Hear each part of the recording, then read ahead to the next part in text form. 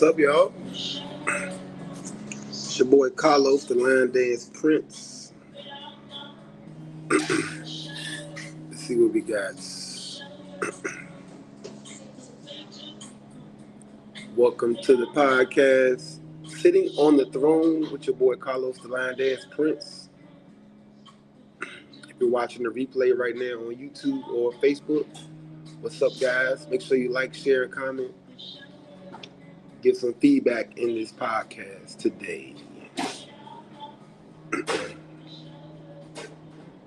Today's episode is about the classroom setting, inside of the classroom.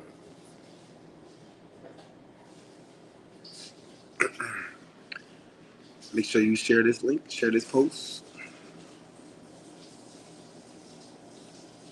Instructors, make sure you share this with your class. Share this post with your the students, because we're going to talk about a lot of things and expectations of them as well.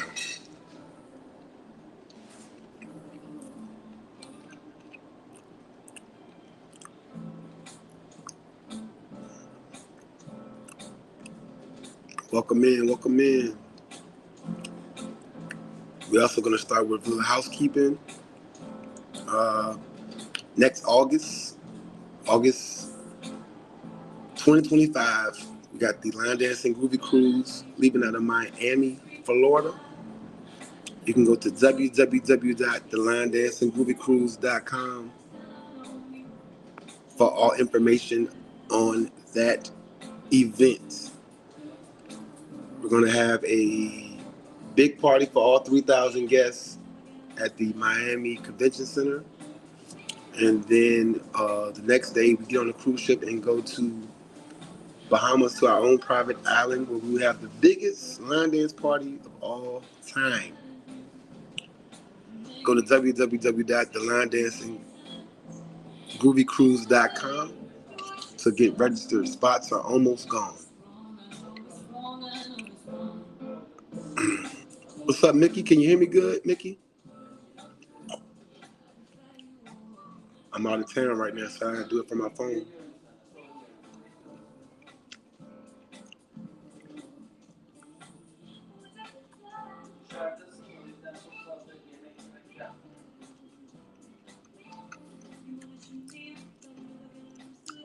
Okay, great. Mm-hmm. Y'all come on in, y'all.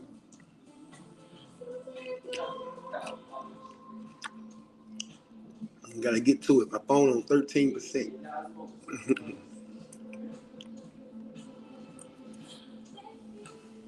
Also, we got a few spots left for the Beginners Ball first weekend in April. We are slowly approaching 1,200 guests. Do not miss that. Information on that is on my page. You also can go to the group page called Beginners Ball. Go to the group page called Beginners Ball. Join, and all the information about that is in there. If you're interested in going to the Beginners Ball first weekend in April 2025. So that's the Line Dancing Groovy Cruise and the Beginners Ball for next year, 2025. I need to see y'all one of them joints. All right. Let's see. So, man, what's up? What's up, y'all? We got 22 guests in here watching from YouTube and Facebook. Okay, so we're talking about class today. All right, a lot of people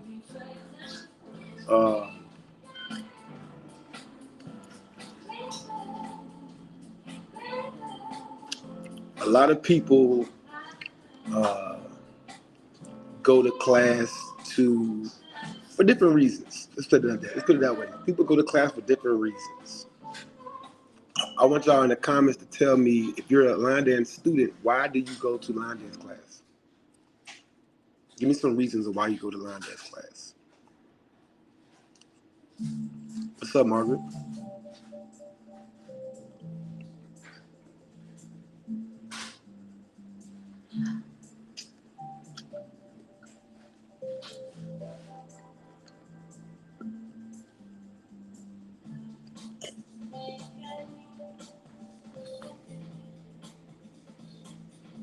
What's up, Roz? In the comments, y'all give me some reasons why y'all go to class.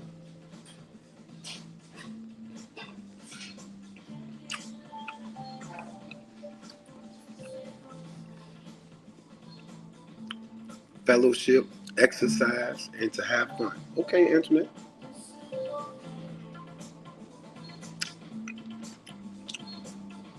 What's up, Gwen?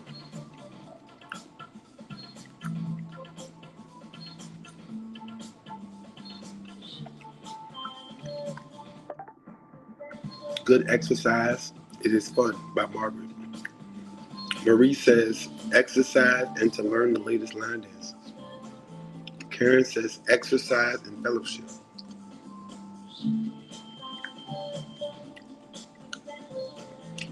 My people go to socialize, catch up with friends, exercise, and keep their weekly routine because many are retirees.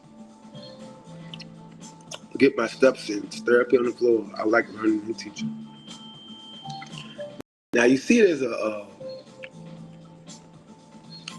common thing in here. Say exercise and the fellowship. Have fun, right? So most instructors don't really gauge their people. They decide on what they want to do and don't really give the people what that's coming what they want. And that can sway the atmosphere. So you have to figure out what's more important to you as an instructor. What you want to teach, why you want to teach, versus what the people coming to get it want, right? And it's okay either way you look at it, because you can have what you want set up, and then your tribe will come, right? So if you want to teach strictly just to learn these new dances, then you can build your class around that. If you want to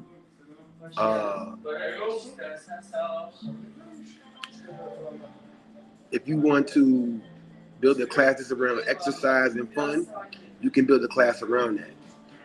But just know there's pros and cons to each, right? And so usually classes that are just about fun and fellowship are a lot light, real social, everybody in there talking sometimes. And those classes can get out of hand sometimes, because even if we're trying to teach the dance, people are so busy fellowshipping and socializing that it takes time to get the class to be quiet enough to actually teach a dance, right? Usually if you go to a class where people are just there to learn dances, there's not too much talking. They socialize a little bit, but when it's time to teach and time to learn, people are actually quiet and pay attention, right? So just understand, when you have a class that's about socializing and having fun, like my class, I have to deal with what comes with that.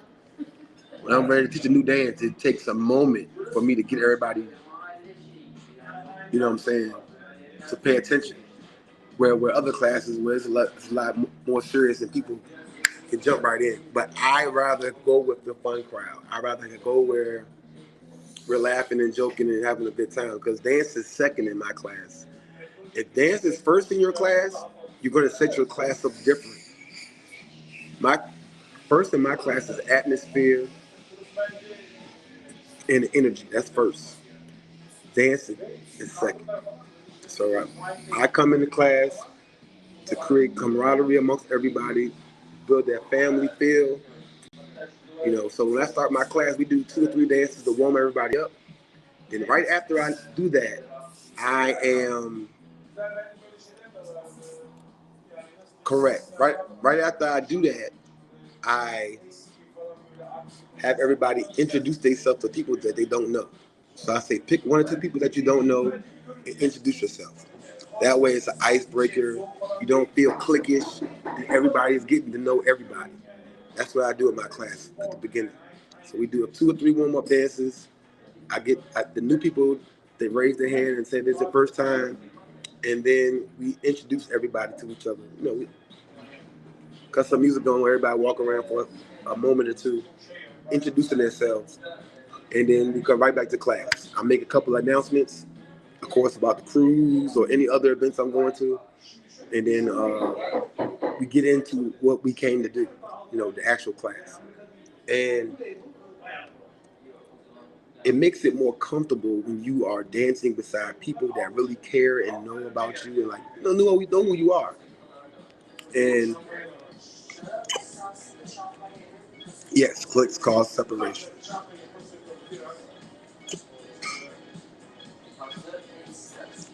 She said, "What kind of fan do I need to pop?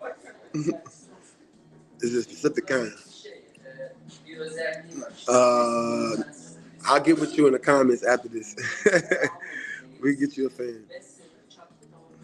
I first went to learn dances that was being done at parties. I stayed because I liked the people in dances and realized that type of dance had bigger community than I realized. I like that along with the traveling and meeting other like-minded people. Yes, that's good. She said she goes to class to stay relevant on one's news and stay familiar with dances. Okay, so she says to learn dances, to socialize and meet new people. Yes. Okay. All right. Now, once you establish why you're teaching, and what the people are coming to get, and if you're willing to give it to them, you kind of have to stay in that direction for a while because what happens is you create your tribe. The atmosphere that you create and the energy that you're giving off will attract your tribe, and you don't have to you do what nobody else is doing. You can kind of do it your way, as long as you stick to certain things. Like I said, we always want to talk about when you're teaching a dance, you always want to give a choreographer credit for it. If you can, tell people where the person is from. It's little cool stuff because when we start traveling, you start meeting these people. It's always good information to know. In my class, I always tell everybody if you're brand new and we're teaching, I want you in the middle of the floor. Most dances that we're going to do are going to be 2, 3, or 4 wall dances, and you're not always going to look at me, the instructor. And so by being in the middle of the floor, regardless of what direction that we're facing, you'll be able to see somebody that knows what the hell they are doing. And so in my class, I used to get about 5 to 10 new people a week. So it's a lot of new people. We put them all in the middle. And then when we turn to the back wall, they can face everybody that's on the back and follow along. When we turn to the left wall, they can see people that know what they're doing. And so that's what I preach when we're doing class. Now, I don't do that. I don't tell people to do that when we're at a party. Party etiquette is different than class etiquette, right? Because you'll get ran over if you don't know the dance. If you don't know the dance in a party, you don't want to go to the middle of the floor because you'll get trampled. But at a workshop or a class setting, that's what I recommend for people.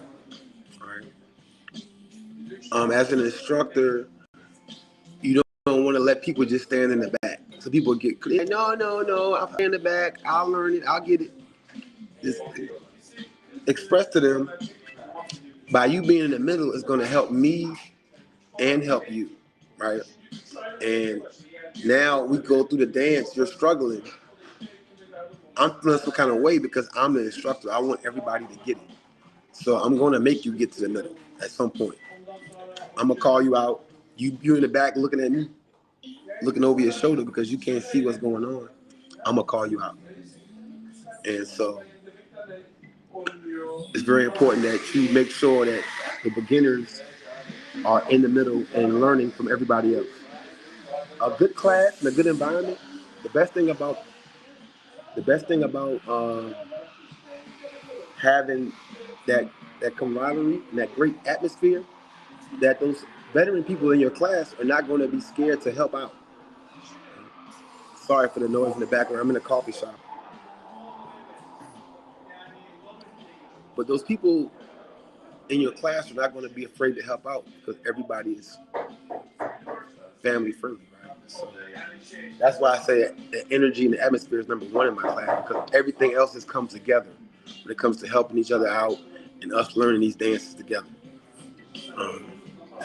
But yeah. Yes. You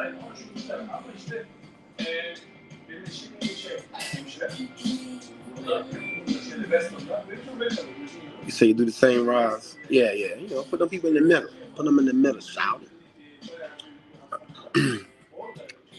Also, a lot of people's class, they do a 3-2-1 format when it comes to teaching dances.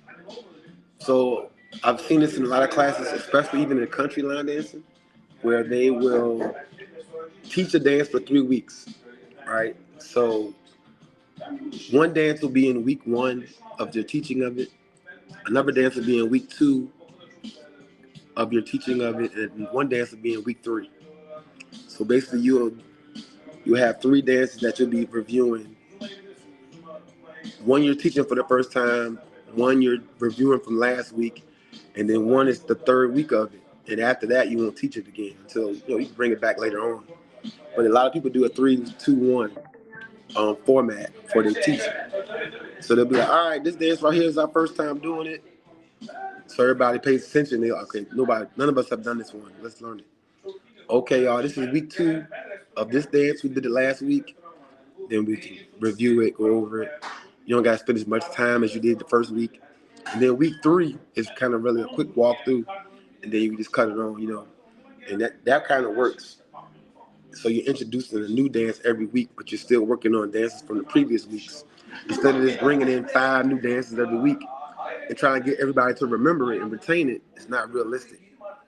So you introduce these dances one at a time and do a 3-2-1 format. Maybe you can do 4 of them, 4, 3, 2, 1, whatever you want to do. Do dances for 4 weeks at a time. Basically a month. You can do 4 weeks at a time. You can do that.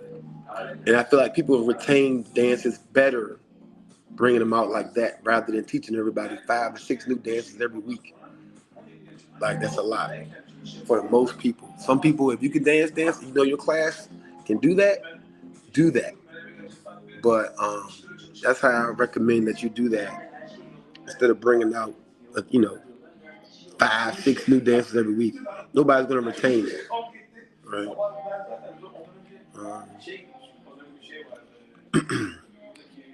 Yes, that is true. Thank you. All right, I got any questions about classes right now before I move on? Also, for the students in class, if you're a student in class, you need to give your instructors the utmost respect when it's time to teach. As soon as they say, all right, y'all, the first step is, you guys supposed to be paying attention. Cut the chit chat. The instructors stayed up all night learning these dances, sliding around in their kitchen on their socks on, trying to make sure y'all can have some new dances and some fresh dances to learn. And it's kind of aggravating. I deal with it, but it's very aggravating, for all the chitter chatter going on in the background and all that stuff. You guys, respect the instructor.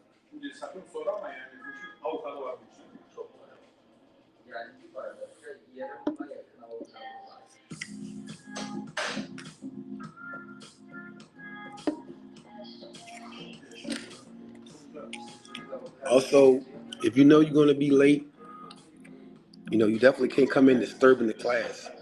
People coming in and learning, you coming in late talking. Be mindful of that stuff. Like I said, a lot of our classes are very social and very fun, but there is a time for us to lock in and get serious so we can learn this stuff.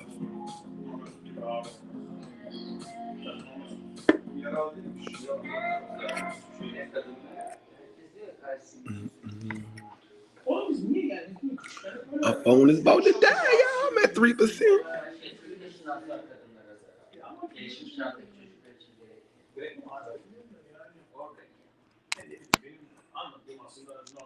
Of course, my charger not working in this store. All right, what y'all got?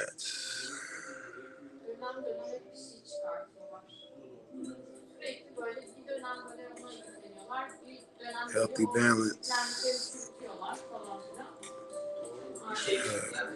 Carlos, the first line dance came out in 1957 called the Madison. Okay. The dances we teach for the week become warm-ups the next week. Okay, I like that, Rod. I like that. She said the dances they teach for the week become the warm-ups for next week. Okay. That's how they keep them in rotation. So you can learn them still. Retaining is the hardest part. Learning a dance, that moment is easy. It's do you know it when you come to class again next week? That's the part. And a lot of y'all don't do homework. I have a website where I have homework tabs. And my class don't go home and do no homework. They don't look at no videos. I'm wasting my money with the internet, with the website. But y'all got to do that homework. And it's aggravating when I put the information out there and the dances out there and people don't do homework. And it makes it so much harder for everybody. Me, more time consuming. And we spending more time on stuff that we should. But that comes with what we sign up for as an instructor. Like I said, if you have a class that you, like a lot of y'all said, is about socializing, exercising, having fun, that's what you tend to, likely to get people that don't want to do homework because it's not fun, right? So that's the downside of having a class like mine or some of these other people on here, where the people in your class are in there to have a good time and socialize. Homework ain't socializing. They don't want to do that. So I tend to have to teach a lot of dances over and over again that in another type of class I probably wouldn't have to do that. So that just comes with that type of, you know, environment. So as an instructor, you have to understand what you're signing up for when you create the type of class that you have.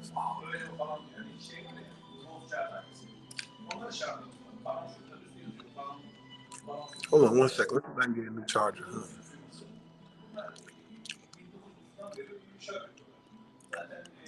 One second.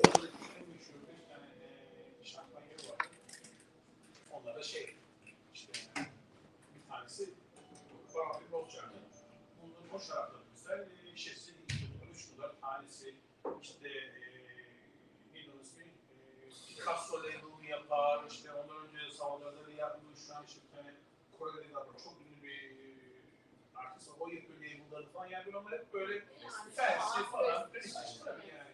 Ama tabii parası bunlara kazanılır, çünkü onların gizli bir yapma şeyi var, satılan yerler de mesela, onları satılacak, bunlardan aslında yani, o label'ler yani, çünkü sağlıyorum bundan belki bunlar 5 milyon, 10 milyon şişe, bundan yapıyorlar.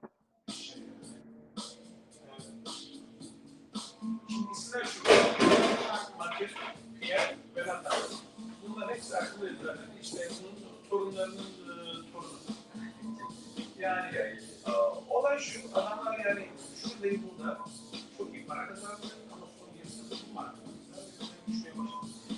Kötü bir şey yok, sadece hani bu değiştirmeler falan, bu label'lar daha fazla.